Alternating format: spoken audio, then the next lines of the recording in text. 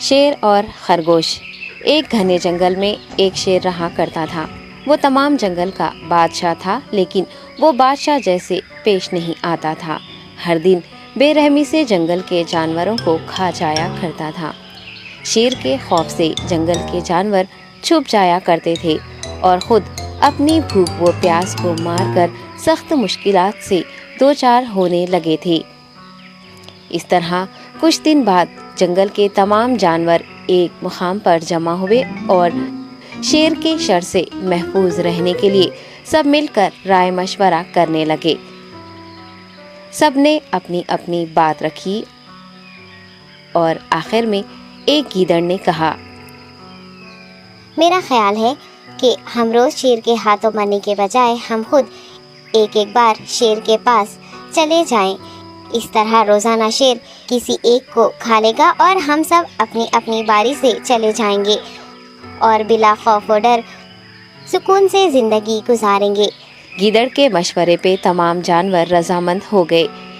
ایک بندر نے کہا، ٹھیک ہے، تمہاری بات بالکل درست ہے۔ موت کا خوف کرنے کے بجائے اپنی باری آنے تک ہم اطمینان و سکون کی زندگی گزار سکیں گے۔ جانوروں کی بات چیت مکمل ہونے کے بعد خود گیدڑ نے شیر کے پاس جا کر یہ ساری بات بتائی۔ گیدڑ کی باتیں سننے کے بعد شیر نے کہا، میں بادشاہ ہوں، اس لیے تم سب کی بات مان رہا ہوں، لیکن ایک بات غور سے سن لو۔ اگر کسی دن مجھے جانور ملنے میں تاخیر ہو جائے تو میں خاموش نہیں بیٹھوں گا اور دوبارہ تم سب پر حملہ کرنا شروع کروں گا۔ شیر نے بڑے غصے سے یہ سب کہا۔ شیر کی باتیں سن کر گیدڑ نے سر ہلاتے ہوئے حامی بھر دی اور وہاں سے چلا گیا۔ اس دن کے بعد ایک ایک جانور بلا ناغہ اپنی اپنی باری کے مطابق شیر کے پاس جانے لگے اور شیر سکون سے اپنے پاس آنے والے جانوروں کو مار کر اپنی بھوک مٹانے لگا۔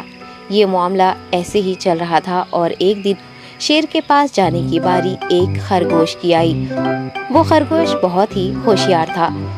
اسے شیر کے پاس جانا منظور نہیں تھا اور اس نے اپنے ساتھی جانوروں کو بے رحمی سے مارنے والے شیر کو سبق سکھانے کی ٹھان لی اور ایک اچھی تدبیر نکال کر آہستہ آہستہ شیر کی گفا کے پاس پہنچ گیا۔ تاخیر ہو جانے سے شیر کافی غصے میں تھا اور خرگوش کو دیکھ کر غصے سے کہنے لگا، میں نے تم سب کو پہلے ہی کہہ دیا تھا، دیر ہو جائے تو میں خاموش نہیں بیٹھوں گا۔ تم نے وعدہ خلافی کی ہے، اس لیے میں جنگل جا کر من چاہے جانور کا شکار کر کھا جاؤں گا۔ تب خرگوش نے شیر سے کہا، معاف کر دیجیے بادشاہ سلامت، غلطی ہو گئی اور اس کا ایک واجب سبب ہے۔ اطمینان رکھیے، میں بیان کرتا ہوں، آپ سنیے اور اس کے بعد آپ آرام سے مجھے مار کر کھا لیں۔ شیر نے پھر غصے سے کہا، وہ کیا بات ہے، جلدی بتاؤ۔ خرگوش نے کہا، بادشاہ سلامت، میں آپ کے پاس آ رہا تھا اور راستے میں مجھے ایک شیر مل گیا اور مجھے مارنے کے لیے آگے بڑھنے لگا۔ میں نے آپ کی بہادری کی بات اس شیر کے سامنے رکھی، لیکن وہ شیر آپ کے بارے میں بہت برا بھلا کہنے لگا۔ یہ سن کر میں نے غصے سے کہا، تم ہمارے جنگل کے نہیں ہو، ہمارے بادشاہ کے بارے میں ایسی باتیں مت کہو۔ یہ سن کر وہ شیر مجھ پر حملہ کرنے کے لیے تیار ہو گیا۔ یہ دیکھ کر میں نے کہا، تم مجھے مارو گے تو ہمارے بادشاہ تمہیں ہرگز نہیں بخشیں گے۔ تب اس شیر نے کہا، تمہارا بادشاہ میرا کیا کر لے گا؟ میں نے کئی ہاتھیوں کو اپنے پنجے سے مار گرایا ہے۔ تمہارا بادشاہ ہو یا کوئی اور ہو، میرے ہاتھوں بچ نہیں سکتا اور میرے سامنے کوئی ٹک نہیں سکتا۔ میں اسے ختم کروں گا۔ یہ سب بدتمیزی کرنے لگا۔ میں نے اس شیر سے کہا، تم ہمارے بادشاہ سے آ کر بات کرو۔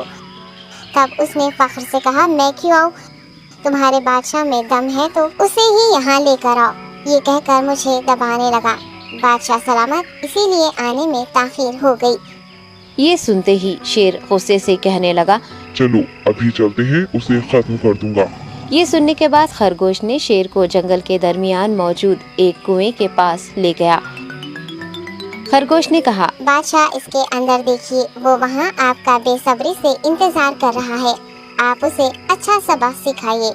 شیر غصے سے فوراً کنویں میں جھانکنے لگا اور زور سے دہاڑنے لگا۔ تب دوسری جانب سے بھی دوسرا شیر دہاڑتا ہوا محسوس ہونے